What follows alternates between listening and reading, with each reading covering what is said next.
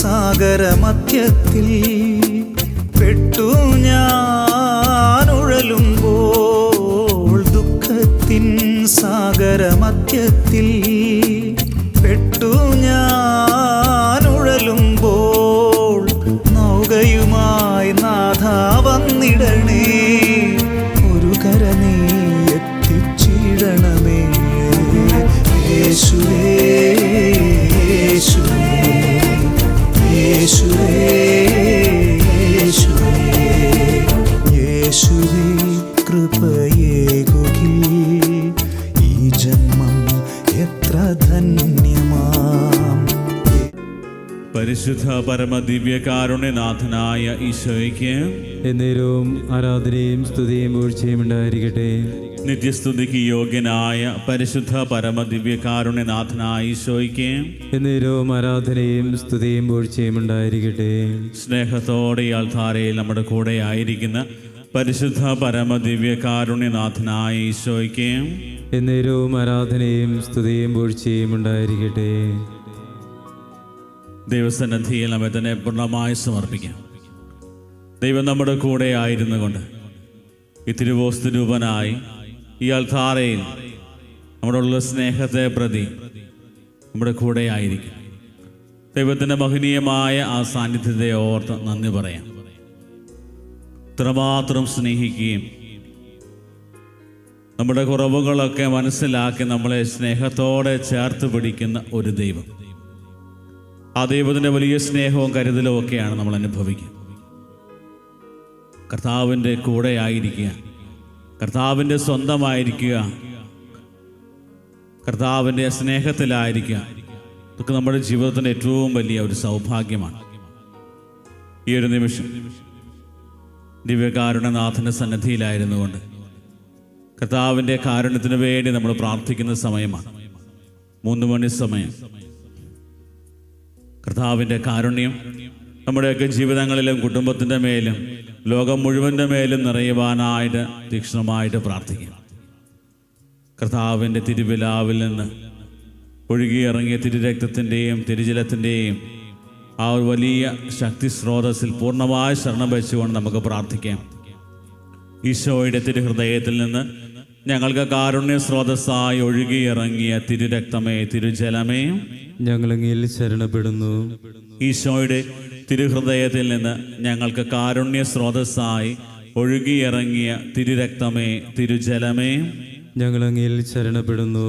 ഈശോയുടെ തിരുഹൃദയത്തിൽ നിന്ന് ഞങ്ങൾക്ക് കാരുണ്യ സ്രോതസ്സായി ഒഴുകിയിറങ്ങിയ തിരുരക്തമേ, തിരുജലമേ, ഞങ്ങളങ്ങിൽ ശരണപ്പെടുന്നു.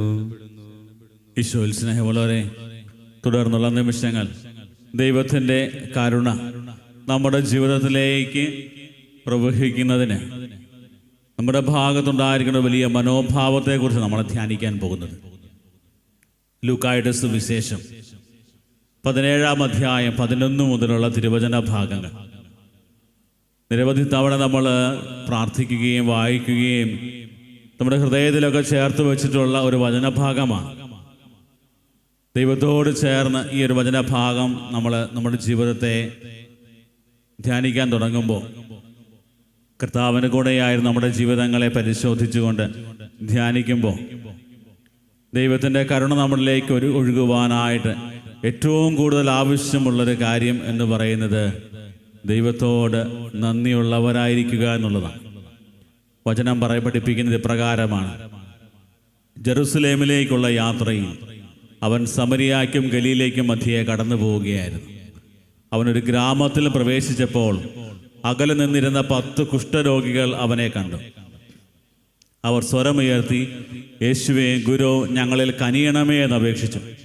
അവരെ കണ്ടപ്പോൾ അവൻ പറഞ്ഞു, പോയി നിങ്ങളെ തന്നെ പുരോഹിതന്മാർക്ക് കാണിച്ചു കൊടുക്കുമേ.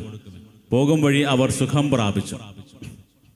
അവരിൽ ഒരുവൻ താൻ രോഗവിമുക്തനായി എന്ന് കണ്ട് ഉച്ചത്തിൽ ദൈവത്തെ സ്തുതിച്ചുകൊണ്ട് തിരിച്ചു വന്നു. അവൻ യേശുവിൻ്റെ കാൽക്കൽ സാഷ്ടാംഗം പ്രണമിച്ച് നന്ദി പറഞ്ഞു. അവനൊരു സമരിയാക്കാരനായിരുന്നു. യേശു ചോദിച്ചു, 10 പേരല്ലേ സുഖപ്പെട്ടത്?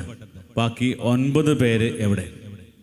ഈ വിജാതീയനല്ലാതെ മറ്റാർക്കും തിരിച്ചു വന്ന് ദൈവത്തെ മഹത്വപ്പെടുത്തണം എന്ന് തോന്നിയില്ലേ? അനന്തരം യേശു അവനോട് പറഞ്ഞു, എഴുന്നേറ്റ് പൊയ്ക്കൊള്ളുക, നിന്റെ വിശ്വാസം നിന്നെ രക്ഷിച്ചിരിക്കുന്നു. പ്രിയപ്പെട്ടവരെ, 10 കുഷ്ഠരോഗികളുടെ ആ ഒരു സംഭവം, രോഗശാന്തി, അതുപോലെ തന്നെ അവരുടെ ജീവിതത്തിൽ ദൈവം ഇടപെട്ട ആ ഒരു വലിയ സന്തോഷവുമൊക്കെയാണ് ഇവിടെ വിവരിച്ചത്.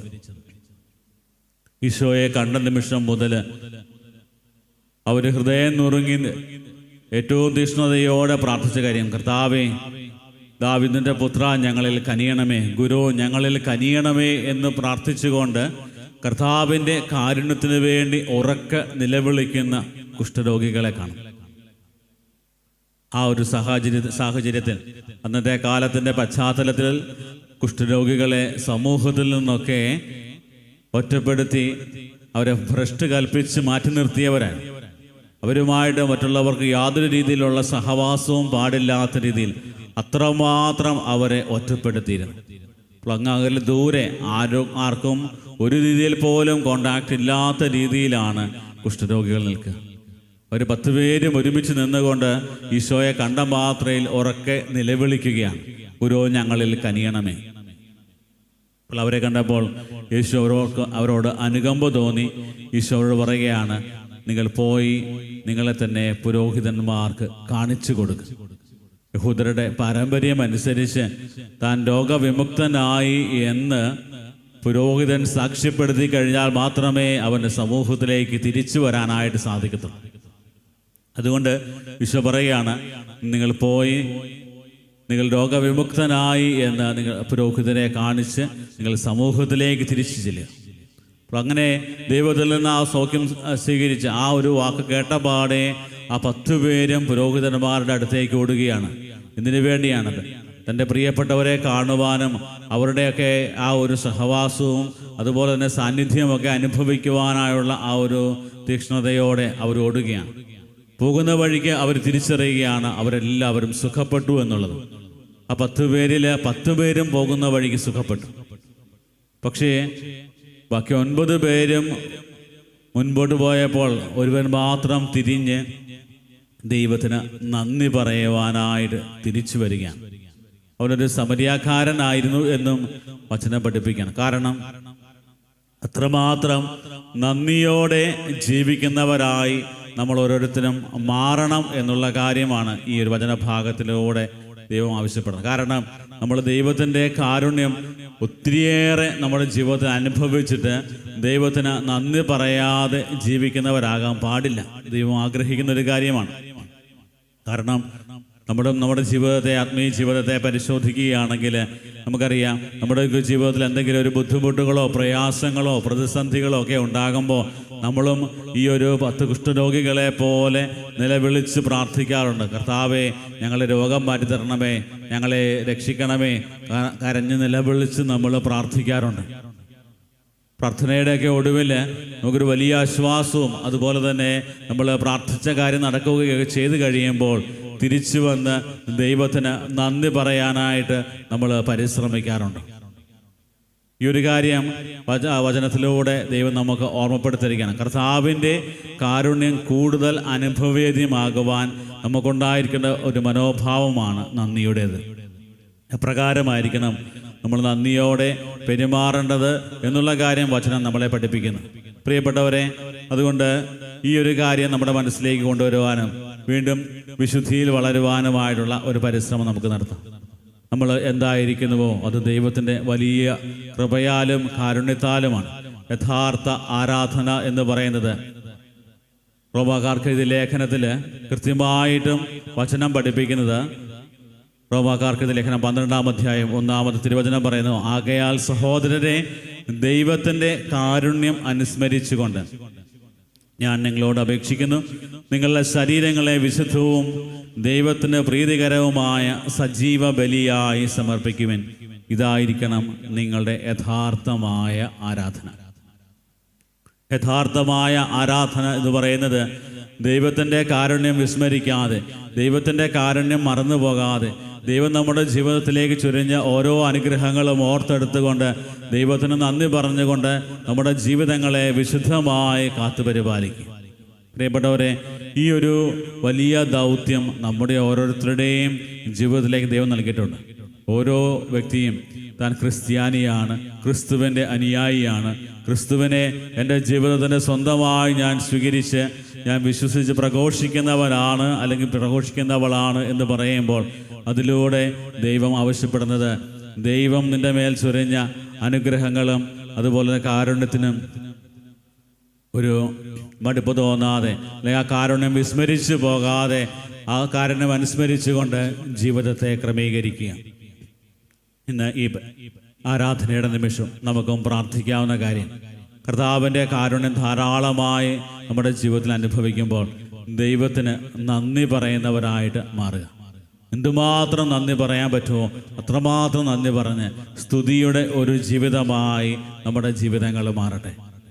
നമ്മുടെ ഏറ്റവും നമ്മളെയൊക്കെ ഒത്തിരി സ്വാധീനിച്ച ഒരു വലിയ ക്രിസ്ത്യൻ ഡിവോഷണൽസ് ഒരു ഗാനമാണ് ദൈവസ്നേഹം വർണ്ണിച്ചിടാൻ വാക്കുകൾ പോരാ. ദൈവത്തിൻ്റെ സ്നേഹവും ദൈവത്തിൻ്റെ കാരുണ്യവുമൊക്കെ വർണ്ണിക്കാൻ തുടങ്ങിയാൽ ഈ ജീവിതം പോലും മതിയാകാത്ത രീതിയിൽ ദൈവം നമ്മളെ അനുഗ്രഹിക്കുന്നുണ്ട്. അതുകൊണ്ട് ഈ ഒരു വലിയ തിരിച്ചറിവോടുകൂടെ ദൈവത്തിന് നന്ദി പറഞ്ഞുകൊണ്ട് നമുക്ക് ഈ നിമിഷമായിരിക്കാം. കരുണയുടെ ജപമാല ചൊല്ലി നമ്മൾ പ്രാർത്ഥിക്കുന്ന സമയമാണ്. ലോകമെമ്പാടുമുള്ള സകലരിലും ഈ ഒരു വലിയ ബോധ്യം നിറയുവാൻ, എല്ലാവരുടെയും ജീവിതത്തിൽ ദൈവം ഇത്രമാത്രം ഇടപെടുന്നത് കൊണ്ട് അവരുടെ ജീവിതത്തെ വളരെ മനോഹരമായിട്ട് അവർക്ക് മുന്നോട്ട് കൊണ്ടുപോകാൻ സാധിക്കും. ആ ഒരു വലിയ ബോധ്യത്തോടെ ഈ ലോകം മുഴുവനും ക്രിസ്തുവിലേക്ക് തിരിയുവാനും ദൈവത്തിൻ്റെ കാരുണ്യം അനുസ്മരിച്ചുകൊണ്ട് നമ്മുടെ ജീവിതത്തെ ക്രമീകരിക്കുവാനുമായിട്ടുള്ള കൃപ തരണമേ എന്ന് ഈ ആരാധനയുടെ നിമിഷം നമുക്ക് പ്രാർത്ഥിക്കാം. ദിവ്യകാരുണ്യനാഥൻ്റെ ആശീർവാദം സ്വീകരിക്കുവാനായി ഒരുങ്ങുന്ന സമയം നമ്മുടെ എല്ലാ പ്രാർത്ഥനകളും നിയോഗങ്ങളും ദൈവസന്നിധിയിൽ സമർപ്പിക്കാം. വളരെ ധ്യാനിച്ചതും പ്രാർത്ഥിച്ചതും നമ്മുടെ ജീവിതത്തിലേക്ക് ദൈവം നൽകിയ വലിയ ബോധ്യത്തെ എല്ലാം ഓർത്ത് ദൈവത്തിന് നന്ദി പറയാം. കർത്താവേ, നന്ദി നിറഞ്ഞ ഹൃദയത്തോടെ നിൻ്റെ മുമ്പിൽ വ്യാപരിക്കുവാനും നിനക്ക് വേണ്ടി ശുശ്രൂഷ ചെയ്യുവാനും ഞങ്ങളെ ഓരോരുത്തരെയും ഒരുക്കണമെന്ന് പ്രാർത്ഥിക്കാം. ഇത്രമാത്രം കാരുണ്യം ചൊരിയുന്ന ദൈവം ഇതായി അൾത്താരയിൽ നമ്മളെ അനുഗ്രഹിക്കുവാനായി നമ്മുടെ കൂടെയായിരിക്കും. നമ്മുടെ എല്ലാ പ്രാർത്ഥനകളും നിയോഗങ്ങളും സമർപ്പിക്കാം. വളരെ പ്രത്യേകമായി നമ്മളോട് പ്രാർത്ഥനാ സഹായം ആവശ്യപ്പെട്ടവരെയും പ്രാർത്ഥിക്കുവാനായി കടപ്പെട്ടവരെയും നമ്മുടെ പ്രിയപ്പെട്ട കുടുംബാംഗങ്ങളെയും മാതാപിതാക്കളെയും ജീവിത പങ്കാളിയും മക്കളെയും എല്ലാം ദൈവസന്നിധിയിൽ സമർപ്പിക്കാം. രോഗികളായിട്ടുള്ളവർ, ശാരീരികവും മാനസികമായ പലതരത്തിലെ കഷ്ടതകൾ അനുഭവിക്കുന്നവർ, സാമ്പത്തികമായ പ്രതിസന്ധിയിലൂടെ കടന്നു പോകുന്നവർ, ജീവിതത്തിൽ നല്ല തീരുമാനങ്ങൾ എടുക്കുവാനായിട്ട് കഷ്ടപ്പെടുന്നവർ എല്ലാവരും ദൈവസന്നിധിയിൽ സമർപ്പിക്കും. ഏറ്റവും പ്രത്യേകമായി ആത്മീയമായി ഒത്തിരിയേറെ തകർച്ചകളിലൂടെ കടന്നു പോകുന്ന എല്ലാ മക്കളെയും, പാപത്തിൻ്റെ വലിയ ബന്ധനാവസ്ഥയിലായിരിക്കുന്നവരെല്ലാം ദൈവത്തിൻ്റെ സന്നിധിയിൽ സമർപ്പിക്കാം. കർത്താവിൻ്റെ ആ ഒരു വലിയ സ്നേഹവും കരുതലുമെല്ലാം ഉപേക്ഷിച്ച് സ്വാർത്ഥമായ താല്പര്യങ്ങളിലൂടെ ജീവിതത്തെ നാശത്തിൻ്റെ പാതയിലൂടെ നയിച്ചുകൊണ്ടിരിക്കുന്ന ഓരോ മക്കളെയും കർത്താവിൻ്റെ സന്നിധിയിൽ സമർപ്പിച്ച് നമുക്ക് പ്രാർത്ഥിക്കാം. കർത്താവിൻ്റെ വലിയ കാരുണ്യം അവരുടെ മേൽ നിറയുവാനും കൂടുതൽ വിശുദ്ധിയോടെ തീഷ്ണതയോടെ കർത്താവെ നിന്നെ ആരാധിക്കുന്ന ഒരു സമൂഹമായി ഞങ്ങളെല്ലാവരും മാറുവാനായിട്ട് ഈ നിമിഷം ഞങ്ങൾ പ്രാർത്ഥിക്കുന്നു. ദിവ്യകാരുണ്യനാഥൻ്റെ മുമ്പിൽ എല്ലാ പ്രാർത്ഥനകളും നിയോഗങ്ങളും സമർപ്പിച്ച് നമ്മൾ ദൈവത്തിൻ്റെ അനുഗ്രഹത്തിനായിട്ട് മുട്ടിന്മേലായിരിക്കുമ്പോൾ നമുക്കും പ്രാർത്ഥിക്കാവുന്ന കാര്യം, കർത്താവെ പൂർണ്ണമായി നിൻ്റെ കാരുണ്യത്തിൽ ഞങ്ങൾ ശരണപ്പെടുന്നു. പൂർണ്ണമായി നിൻ്റെ ആ ഒരു വലിയ സ്നേഹത്തിലും കാരുണ്യത്തിലും ഞങ്ങൾ ആശ്രയിക്കുന്നു എന്ന് ഏറ്റുപറഞ്ഞുകൊണ്ട് കർത്താവിൻ്റെ ആശീർവാദം നമുക്കിപ്പോൾ സ്വീകരിക്കാം.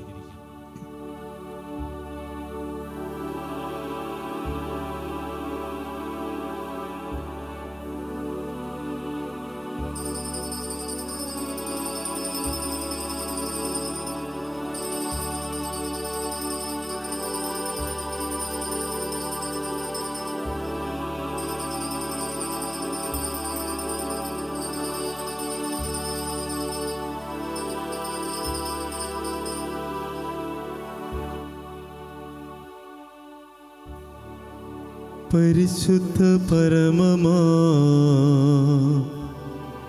ദിവ്യകാരുണ്യമേ,